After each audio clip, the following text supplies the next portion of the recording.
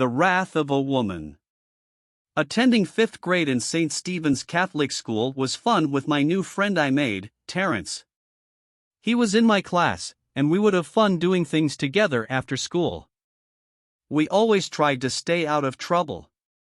Sometimes we would go to my house, a few blocks away from the school, or his house, located directly across the street from the school and the church, to play after school.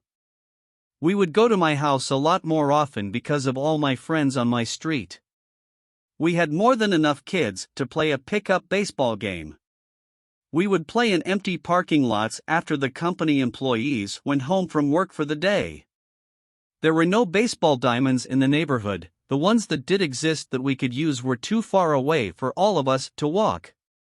So, we had to settle for pickup games in empty parking lots or fields. We had to make the best of what was available. One day after school, we stopped at Terrence's house to watch TV and play with his beagle dog, Smokey. Merv Griffin was on the television as we played in the small living room of his mother's cozy home. We were there playing for about an hour when we heard a lot of loud screaming and commotion outside. We both ran to the door to see what was going on. We were both shocked by what we saw.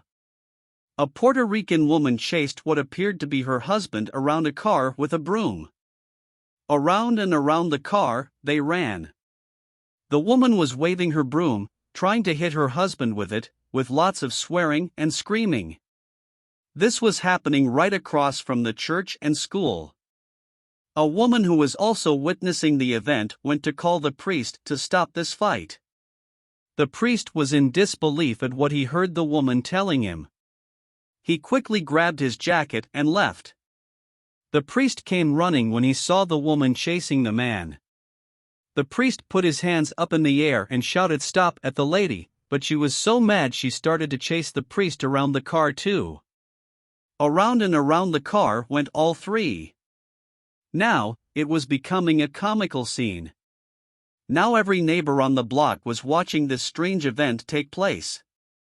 Finally, the lady must have been tired from chasing the man and the priest and entirely out of breath. She finally stopped chasing and sat on the curb to try and recuperate. The husband and the priest must have felt embarrassed with all the neighbors watching and laughing. The three went to the sidewalk to talk. The priest looked a mess from running. All I could think of as a 10-year-old boy was that a Latin woman must be crazy. I am Puerto Rican and have a mother who could hit you with her shoe at 20 feet. I believed it was true, and now I felt traumatized. I thought I never wanted to marry a Latina woman. Since that day, I have been skeptical of Latina women growing up as teenagers and young adults. From that early age until my mid-50s, I never once dated a Latina woman, but I did marry one. To this day, I have not been hit by a shoe or chased with a broom. It turns out not to be a crazy thing to do. Written by Alvin Rivera.